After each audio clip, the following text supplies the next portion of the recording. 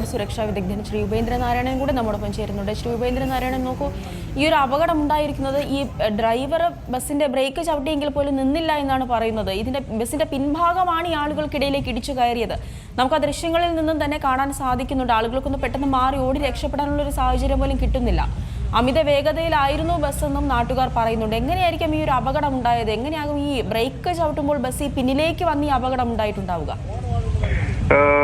എന്റെ അതീവ ദുഃഖം ആദ്യം രേഖപ്പെടുത്തട്ടെ. ഇതൊരു കൺഫ്യൂസിങ് ആക്സിഡന്റ് ആണ്. കാര്യം വാഹനം, ഈ ബസ്, പർട്ടിക്കുലർ ബസ് അതിമിനുസമായി, ഇപ്പൊ മഴയും കൂടിയാണല്ലോ, ബ്രേക്ക് ചവിട്ടിയപ്പോ ഇത് നമ്മള് ഹിന്ദിയിലൊക്കെ അത് പൾട്ടി അടിച്ചെന്ന് പറയും. അതായത് നേരെ മുന്നോട്ട് പോകേണ്ട ബസ് നേരെ കറങ്ങി റിവേഴ്സിൽ പോയിട്ട് അവിടെ പാർക്ക് ചെയ്ത ഓട്ടോറിക്ഷയിലേക്ക് കയറി, ഓട്ടോറിക്ഷ ബസിന്റെ അടിയിൽപ്പെട്ട പോലെയാണ് ഇപ്പൊ വിഷ്വൽസ് കാണുന്നത്. അപ്പോ അങ്ങനെ ഒരു അപകടം, അത് എനിക്ക് തോന്നുന്നത് ബ്രേക്ക് ഫെയിലുവർ ആകാനുള്ള സാധ്യത കുറവാണ്. വാഹനം സ്കിഡ് ചെയ്ത് പോയി ഇടിച്ചതായിട്ടാണ് വിഷ്വൽസ് ചെയ്യാൻ കാണുന്നത്. കാര്യം ബസിന്റെ പിൻഭാഗമാണ് പോയി യാത്രക്കാരുടെ ദേഹത്തേക്ക്, ബസ് കാത്തു നിന്നവരുടെ ദേഹത്തും ഓട്ടോറിക്ഷയിൽ ഇരുന്നവരുടെ ദേഹത്തും കയറി ഇറങ്ങിപ്പോയത്. അപ്പോ ഇത് വഴുക്കൽ, റോഡിലെ വഴുക്കൽ കൊണ്ടും വാഹനത്തിന്റെ ബസിന്റെ ടയർ ചിലപ്പോൾ മൊട്ടയായ ടയർ ആയിരിക്കാം, അല്ലെങ്കിൽ ബ്രേക്ക് സഡനായിട്ട്, മഴക്കാലത്ത് ഒരിക്കലും പെട്ടെന്ന് ബ്രേക്ക് ജാം ചെയ്യരുത്, ജെന്റിലായിട്ട് ചവിട്ടി നിർത്താവുന്നതാണ്, ബസ് സ്റ്റോപ്പ് അല്ലേ, അങ്ങനെ സംഭവിച്ചതായിട്ടാണ് ഞാൻ ഇതിനെ കാണുന്നത്. ഇതിപ്പോൾ ഈ ഒരു വാഹനം അപകടത്തിൽപ്പെട്ടതിന് പിന്നാലെ ഇപ്പോൾ ഉയരുന്ന ഒരു വ്യാപകമായ വിമർശനം എന്ന് പറയുന്നത്, ഇതുവഴി പോകുന്ന ബസ്സുകളൊക്കെയും അമിത വേഗതയിലാണ് പോകുന്നത്. പ്രത്യേകിച്ച് ഈ കർണാടക RTCയുടെ ബസ്സുകളൊക്കെയും അമിത വേഗതയിലാണ് ഇതുവഴി പാസ് ചെയ്ത് പോകുന്നതെന്നാണ്. അതോടൊപ്പം തന്നെ താങ്കൾ സൂചിപ്പിച്ചതുപോലെ ഈ ടയറൊക്കെ തേഞ്ഞു തീർന്ന ഒരു അവസ്ഥയിലാണെന്നാണ് ഇപ്പോൾ പുറത്തുവരുന്ന റിപ്പോർട്ടുകൾ. അതെ, ഞാൻ അത് തന്നെയാണ് പറയുന്നത്. കാരണം ഈ തലപ്പാടി എന്ന് പറഞ്ഞ സ്ഥലം എനിക്ക് പരിചയമുള്ള സ്ഥലമാണ്. ഞാൻ ഫ്രീക്വന്റ് ആയിട്ട് എന്റെ മകള് മംഗലാപുരത്ത് മെഡിക്കൽ കോളേജിൽ പഠിക്കുന്ന സമയത്ത് ഞാൻ ഫ്രീക്വന്റ് ആയിട്ട് തലപ്പാടി ടൗൺ വഴിയാണ്, പിന്നെ നേത്രാവതി പാലം കഴിഞ്ഞാണല്ലോ മംഗലാപുരം ടൗൺ. ആ ഒരു ഏരിയ വളരെ സൂക്ഷിച്ചു പോകേണ്ട ഏരിയയാണ്, ഒരു ബിൽട്ടപ്പ് ഏരിയയാണ്. ധാരാളം കാൽനടക്കാരും ഓട്ടോറിക്ഷകളുടെയും കൂടി ഒരു ബിൽട്ടപ്പ് ഏരിയ ആണിത്. പക്ഷെ ബസ്സുകളുടെ മരണപ്പാച്ചിൽ അവിടെ വളരെ കൂടുതലാണ്. കാര്യം റോഡിലെങ്ങും സ്പീഡ് കൺട്രോൾ ചെയ്യാവുന്ന യാതൊരു ഡിവൈസും ഇല്ല. പിന്നെ ഈ വാഹനങ്ങളുടെയൊക്കെ ടയറുകൾ, നമ്മൾ പല പ്രാവശ്യം സീ ന്യൂസ് തന്നെ സൂചിപ്പിച്ചിട്ടുണ്ട്, ഡ്രൈവർമാർക്ക് ഒരു ബോധവൽക്കരണം എന്നുള്ള നിലയിൽ വാഹനത്തിന്റെ ടയർ മഴക്കാലത്ത് കട്ടയുള്ള ടയറിട്ട് മാത്രമാണ് ഓടേണ്ടത്. ഇപ്പൊ സ്റ്റേറ്റ് ട്രാൻസ്പോർട്ട് ബസ്സാണ് കർണാടകയുടെ, അവരെന്തുകൊണ്ട് നോക്കിയില്ല? ആ കാര്യത്തിലൊക്കെ നമ്മുടെ കേരള സ്റ്റേറ്റ് ബസ്സുകളൊക്കെ എത്രയോ മെച്ചപ്പെട്ടതാണ്.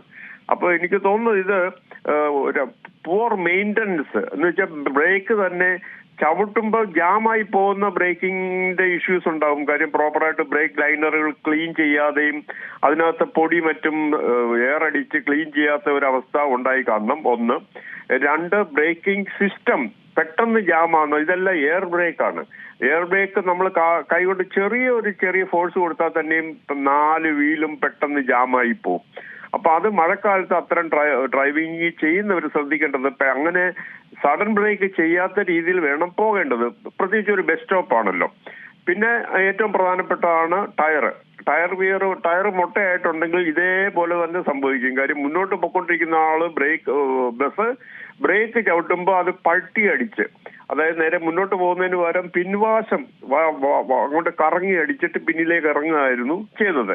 പിന്നെ ഡ്രൈവിംഗിലെ അപാകത, പിന്നെ വാഹനത്തിന്റെ ബസിന്റെ സസ്പെൻഷൻ.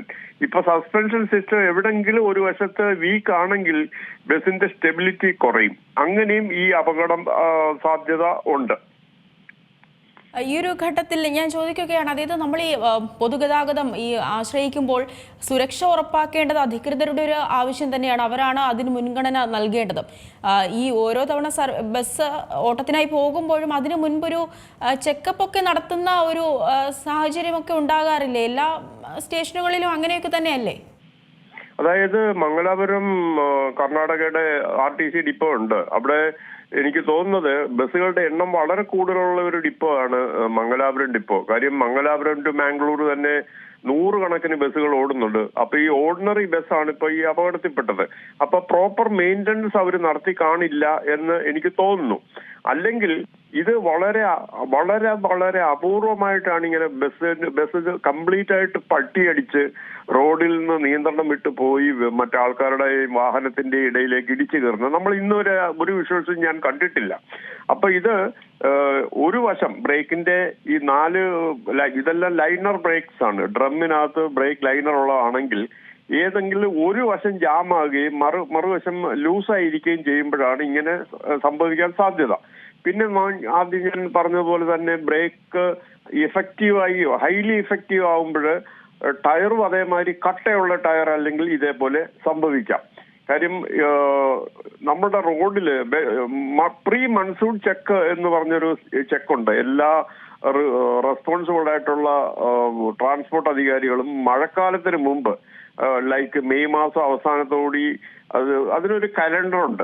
ഈ ബസ് എത്ര സീരിയൽ നമ്പർ എത്ര ആണ്, അത് എന്തൊക്കെ ചെയ്തിട്ടുണ്ട്, ടയർ മാറ്റിയിട്ടുണ്ടോ, ബ്രേക്ക് ലൈനർ ചെക്ക് ചെയ്തിട്ടുണ്ടോ, ബ്രേക്ക് സർവീസ് ചെയ്തിട്ടുണ്ടോ, വൈപ്പർ ബ്ലേഡ് മാറ്റിയിട്ടുണ്ടോ, ഹെഡ് ലൈറ്റും പാർക്ക് ലൈറ്റും ബ്രേക്ക് ലൈറ്റും ഇൻഡിക്കേറ്റേഴ്സും ഒക്കെ പെർഫെക്റ്റ് ആക്കിയിട്ടുണ്ടോ എന്നുള്ള കാര്യങ്ങളൊക്കെ ചെക്ക് ചെയ്യുന്ന ഒരു ചെക്ക് ലിസ്റ്റ് ഉണ്ട്.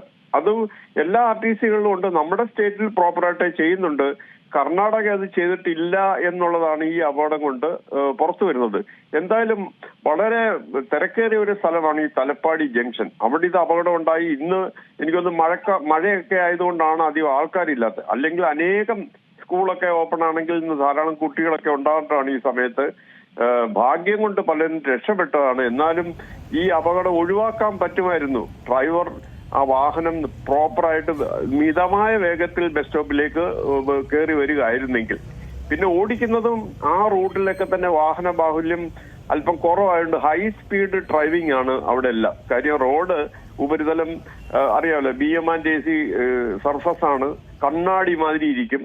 നമുക്ക് യാത്ര ചെയ്യാൻ ഭയങ്കര സുഖമാണ്. കാര്യം റോഡിൽ കാര്യമായിട്ട് കുണ്ടും കുഴികളൊന്നും ആ റോഡിലെങ്ങും ഇല്ല. അപ്പോ ഡ്രൈവറുടെ ഭാഗത്തുനിന്ന് അമിത വേഗത ഒരു കാരണമായിട്ടുണ്ട്. വാഹനത്തിന്റെ പ്രോപ്പറായിട്ടുള്ള ബ്രേക്കിംഗ് സർവീസിംഗ് റിപ്പയറിംഗ് ചെയ്തിട്ടില്ല. ടയർ മുട്ടയായിട്ട് വാഹനം തെന്നി റിവേഴ്സിൽ വന്ന് മറ്റു വാഹനത്തെ ഇടിച്ച ഒരു കാര്യമുണ്ട്. പിന്നെ ഓട്ടോറിക്ഷകളും മറ്റു വാഹനങ്ങളും ഒരിക്കലും ടാർ റോഡിൽ നിന്ന് മിനിമം ഒരു 4 മീറ്ററെങ്കിലും ഉള്ളിലേക്ക് മാറ്റി വേണം പാർക്ക് ചെയ്യാൻ. ഈ കണ്ട ഓട്ടോറിക്ഷ നമ്മുടെ കാരിയേജ് വേയുടെ തൊട്ടടുത്ത് തന്നെയാണ് അത് നിർത്തിയിട്ടിരുന്നത്. അങ്ങനെ ഒരു മിസ്റ്റേക്ക് ഉണ്ട്. പിന്നെ നമുക്ക് എന്താ വേണ്ടതെന്ന് വെച്ചാൽ ബസ് ബേകൾ വേണം, ബസ് സ്റ്റോപ്പ് അല്ല. ഇപ്പൊ കേരളത്തിലായാലും കർണാടകയിലായാലും തമിഴ്നാട്ടിലും എല്ലാം ദേശീയപാതയുടെ ഓരത്താണ് ബസ് സ്റ്റോപ്പുകൾ പണിയുന്നത്. അങ്ങനല്ല. National highway standards, Indian roads congress ഒക്കെ പറയുന്നത് സെഗ്രിഗേറ്റഡ് ആയിട്ടുള്ള ചാനലൈസ്ഡ് ലൈൻ ഉണ്ടാക്കി ബസ് ബേയിലേക്ക് കയറി യാത്രക്കാരെ കയറ്റി പിന്നെ ബസ് ബേയിൽ നിന്ന് പുറത്തേക്ക് ഇറങ്ങുമ്പോൾ അപകടം വളരെ കുറയും. യാത്രക്കാരുടെ സുരക്ഷിതത്വം വളരെ വർദ്ധിക്കും. അങ്ങനെയാണ് നമ്മുടെ നാട്ടിൽ ചെയ്യേണ്ടിയിരിക്കുന്നത്. ഈ ഒരു അപകടം നടന്നതിന് പിന്നാലെ ഉയരുന്ന ഒരു വ്യാപകമായ വിമർശനം എന്ന് പറയുന്നത് പല ഡ്രൈവർമാരും ലഹരി ഉപയോഗിച്ചുകൊണ്ടാണ് ഈ ഭാഗങ്ങളിൽ വാഹനം ഓടിക്കുന്നത് എന്നുള്ളതാണ്. നമുക്കറിയാം കേരളത്തിൽ ഇതിനൊക്കെയുള്ളൊരു ഗതാഗത സംവിധാനമുണ്ട്, സുരക്ഷാ പരിശോധനകളൊക്കെയുണ്ട്. ആ ഒരു ക്രമീകരണങ്ങളൊന്നും ഈ കർണാടക ഭാഗത്തേക്ക് ഇല്ല എന്നാണോ മനസ്സിലാക്കേണ്ടത്? ലഹരിയുടെ അതിപ്രസരമുള്ള ഒരു സിറ്റിയാണ് മംഗലാപുരവും ഈ പറഞ്ഞ തലപ്പാടിയൊക്കെ തന്നെ. അത് പല രീതിയിലുള്ള ലഹരിയുണ്ട്. മദ്യം കേരളത്തിനേക്കാളൊക്കെ വളരെ വിലക്കുറവുള്ള വില കുറച്ച് മദ്യം കിട്ടുന്ന ഒരു സ്ഥലമാണ്. അതേപോലെ മയക്കുമരുന്ന്.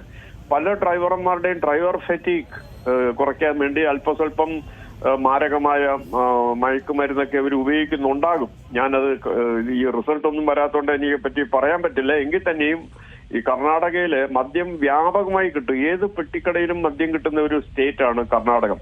നമ്മുടെ സ്റ്റേറ്റിലൊക്കെ അതിന് കുറെ നിയന്ത്രണമുണ്ട്. പിന്നെ നമ്മുടെ ഡ്രൈവർമാര് കുറെ കൂടി കമ്മിറ്റഡ് ആണ്. അവരുടെ ജോബ് റെസ്പോൺസിബിലിറ്റി ഒക്കെ വളരെ ഹൈ ആണ്.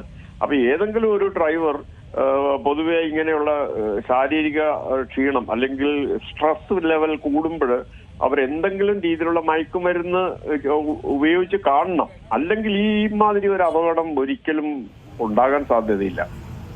ശരി, നാരായണൻ പ്രതികരിച്ചതിന്. ഏറ്റവും പുതിയ വാർത്തകളും വിശേഷങ്ങളും വിരൽത്തുമ്പിലറിയാൻ സീ മലയാളം ന്യൂസ് എല്ലാ ഡിജിറ്റൽ പ്ലാറ്റ്ഫോമുകളിലും ലഭ്യം.